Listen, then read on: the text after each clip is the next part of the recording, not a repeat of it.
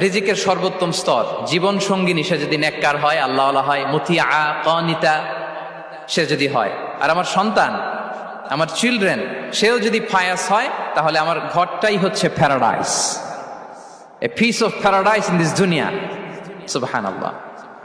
আমরা আম্মাজান খাদিজাতুল কুবরা আত-তাহেরা রাদিয়াল্লাহু তাআলা আনহা, ওনার কথা জানি যে বিষ্ণু ঈসা ইসলামের স্ত্রী আমাদের আম্মাজান রাসূলুল্লাহ সাল্লাল্লাহু আলাইহি ওয়াসাল্লামকে বড্ড ভালোবাসতেন, আগলে রাখতেন, সবসময় মেন্টালি সাপোর্ট দিতেন, ফিনান্সিয়ালিও সাপোর্ট দিতেন।